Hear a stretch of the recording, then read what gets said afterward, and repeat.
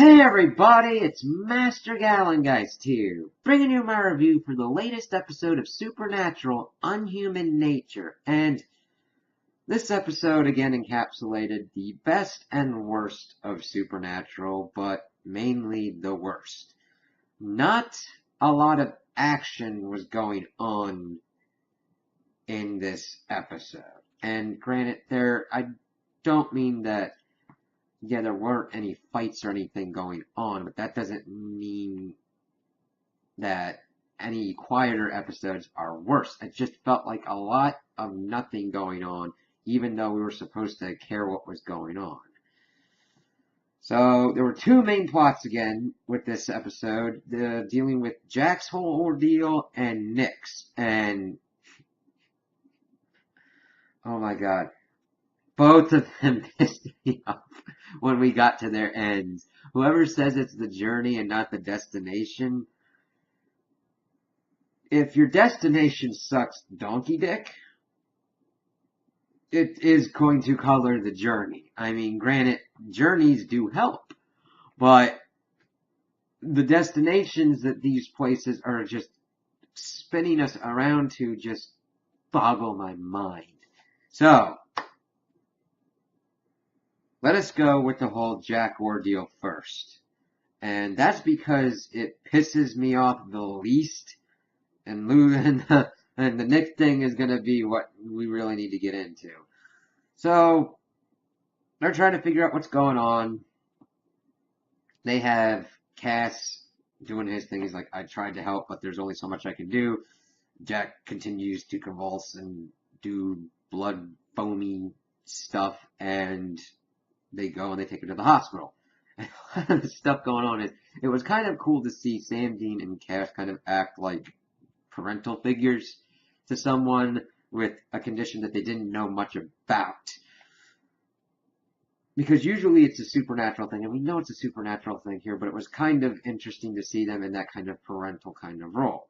But they didn't really do much, and they weren't given much to really react to. It was more of like, Jack's doing something that we can't do with, and we essentially have them pacing around with like no tension really. It's when you've gone on this long, you know that's either going to work out or the person's going to die.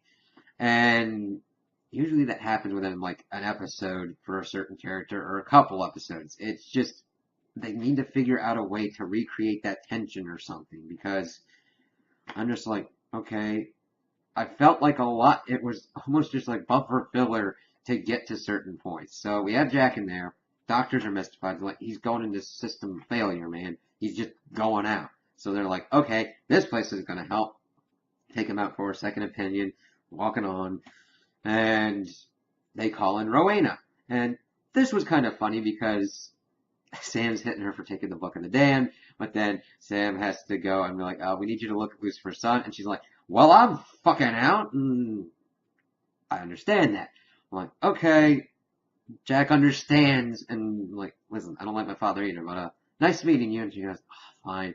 And it kind of hits within her kind of son complex, where she does have remorseful feelings of what she's done to Fergus, and also the other guy that had been kind of like a son to her. So she goes in, she looks, and she's like, well, he's like in complete chaos cellular-wise. The grace that he had pretty much kept it in balance, and he's pretty much screwing up. He's getting ready to like blow up, essentially. Now, granted, they don't say he's going to blow up, but he's destabilizing to a point where he can't live anymore, so he's pretty much dying. I'm like, okay, it probably makes sense. Yeah, human and archangel sides of him, they don't mix very well together. Wouldn't make sense why we wouldn't see this happening with any other angel losing its grace, or archangel to that effect. So then they start trying to figure out what's going on and figure out any other leads. Rowena's talking to like her witch contacts. Cass is doing his own thing, and Sam is able to get Cash and say that he's got this shaman dude that can help with the unsolvable that had been helping with the British men and letters named Sergei. So Cass goes off to Sergei. While that's going on, Jack is getting ready to just go and kind of live out the rest of his days, however long he's got. But Dean's like, okay, I kind of get that. Dean's the one kind of talking him through. Jack's like, you wouldn't understand. He's like, did I say I didn't? And he decides to put that forward to the group, and that him and Jack are just kind of going to go off and do their own little thing. He just talking about like Las Vegas, Tahiti. He wants to get a tan, all this kind of stuff. Actually live life before he dies. I'm like, okay, that's all right. So we got some cool bonding moments. He takes him to a burger joint to get some burgers, and he lets Jack drive Baby, which is a big thing. He's gone from, I'm going to kill this kid when it comes time to it, to letting him drive Baby. Granted, my issue is not with him really driving Baby. It's just how short of a time frame it feels like. Even though Jack has been on the show for almost 2 years in this season, and it was nice. It was nice having Dean kind of have that trust in him and be like, yeah, let it loose. It was kind of cool. He's like, unlike he was like, no, you're not. So they're dealing with that. They stop at the burgers and eating and everything. And it's like, hey, I know a good bar for some hookup potential. I'm like, because I was thinking in the back of my mind, okay, is Dean going to try and get him laid? I'm like, there you go. And Jack's like, you know what? I have a better idea. I have another idea to actually do something. And they go fishing. And this was a really good character moment, both for Jack and for Dean. Because Dean, of course, goes up first. He's like, bait and beer, you are a cheap date. And he went, well, you were talking about this with your father, and it was like the happiest memory you had. And he's like, I didn't say that. And he goes along saying, it was how you said it. And talking about how it wouldn't be these grand things like Tahiti and the Taj Mahal that I missed, but like more time with you and everything. And the way Dean's voice pretty much is kind of breaks when he said, who'd have thought that hanging out with me would make you sentimental? Just fucking work, both with Dean's character, where he was at the moment, and how that would impact him, and Jensen Ackles' ability to sell it. I was like, wow, that was a really cool moment. Unfortunately, that just goes, whoot, once we start getting into it. So Cass goes to the Shaman Sergei, and his whole thing for it is, okay, just tell the Winchesters that they owe me, and he gives them Gabriel's Grace that he had gotten for the cloaking spell. I kind of like that tie-in, but I'm like, Jesus, there's a lot of freaking Grace hanging around, and now Archangel Grace. It's okay, but it works within this. It tells him to recite this incantation thing and go on. So they do the whole thing. It kind of works a little bit. Jack's eyes go to his Nephilim kind of color thing that was going on, and you think, oh, it's okay. But he's starting to get worse. Cass gets on the phone with Sergei, finds out it was more of an experimentation thing, and he goes, what you gonna do? And Cass is like, well, if he dies, I'm gonna find you and I'm gonna kill you. He's like, good luck with that kind of stuff. I'm going, okay, that was just completely useless. I mean, we could have gotten to this point without this. It just like, okay, whatever. And an important bit that is coming up is during some scenes with Dean, we get into his POV and his vision is going off fuck-a-doo-dah. It's really kind of weird, probably setting up for some kind of Michael residual thing, if Michael's still in there, because I don't know if I care anymore, because that'll be brought up towards the Nick thing, because that's where I start to have even more issues with the Michael thing, but it's like, okay, whatever. I don't mind teases, but if it gets to the point of, okay, what are we trying to connect this to?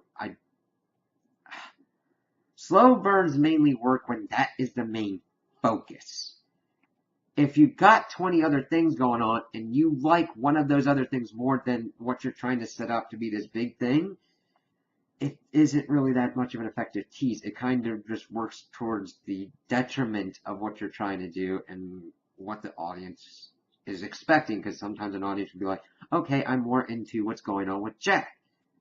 And granted, you can tie that back in, but at the moment it's like, alright, fine, let's see how this ties into what I'm more concerned with, or with the Nick scenario. Okay, Nick. We started off the episode and we see him like talking to this priest. He's pretty much going willy-nilly. killing and still trying to figure out what happened to his family.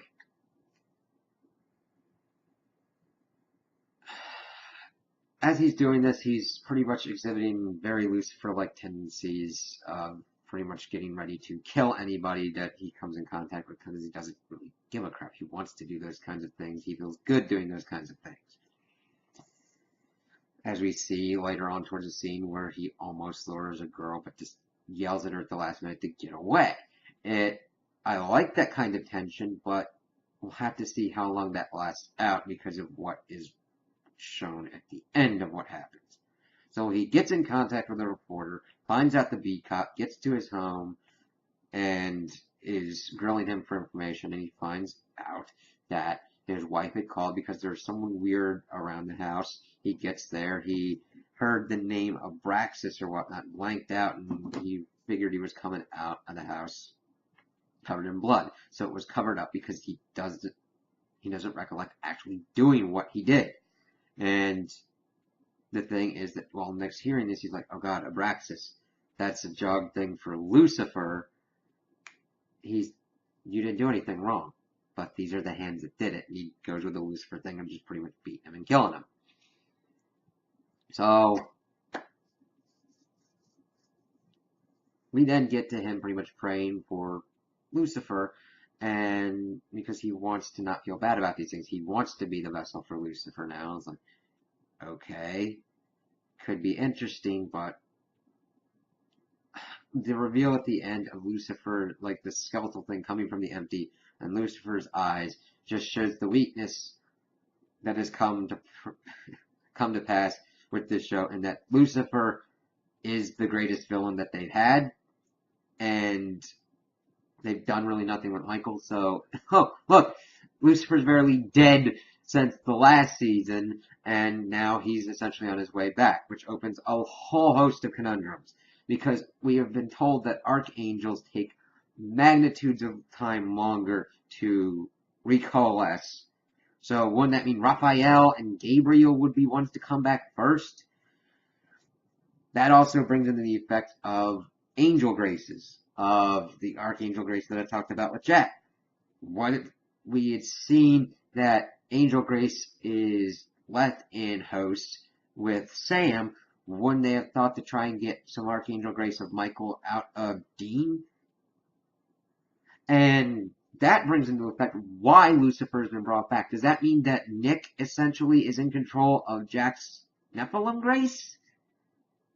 Because I don't know why Lucifer would be able to come back out of the empty that fast or that soon after being killed last season. I know that sounds stupid, and it was a stupid thought when I had it, but because Lucifer took Jack's grace, but there could be a lore explanation that essentially he has the power to tap into the grace, but yet he did not take it or completely consume it because it is not his exact grace. Such that, like completely on par with Archangel. Like an angel can consume an angel's grace or an archangel's power up, but it doesn't completely affect his grace levels. I don't know. It's just the holes of the lore that popped in. I'm like, oh god, if Nick was able to pretty much pray and use Jack's grace to bring back Lucifer, it hurts my brain. I know there weren't any visual cues or anything that he was using the grace, but that would be the worst way to bring it back. And this is just the Lucifer death, while far later than a good death would have been coming, was a good enough death for what we had. And bringing him back here just essentially, it's like Transformers The Fallen. Weird thing to bring up, I know, but in that movie, they killed and brought back Optimus Prime in the same movie. Why? Why? There's better ways to do these things. And I'm just like, okay. I only see bad things coming from this. It hurts my brain to talk about. And it's so endemic of the problems of Supernatural that it's such a slog to even watch anymore. I love Jared and Jensen. I love their characters of Sam and Dean, but the writers are just, I don't know what they're doing anymore. There are some spots of brilliance and of old school shine of the old school Supernatural in certain respects, in certain scenes and character interactions, episodes, certain arcs even. But I got bored during this episode. Just like, I didn't care what was going on. I'm like, why am I watching this? And then when you bring in these problems that occur, it's like, why? Why? So, they could, like anything in life, they could potentially pull this out of their ass and make something great. Track records prove otherwise, but there could be some middle of the road thing that could happen. But I do not like that Lucifer is even teased being brought back here, with not even letting a season be between his death and this. It would have been great to see Nick, instead of wishing for Lucifer to be back, to start and essentially trying to transform himself into Lucifer, like a demon, or even somehow trying to make himself into an archangel, or anything to that effect. This just lessens both characters, and lessens a lot of the lore around it at the same time. And this is the same episode that we got a great moment between Dean and Jack, and so we'll have to see where this is going, because I'm just confounded, and I'm thinking of the worst case scenarios. I don't know, man. I don't know. So those are my opinions on the episode. Tell me what you guys think in the comments below. If you liked it, if you didn't like it, if you agree with me, if you disagree with me. Also like and subscribe, and I hope you have a good day.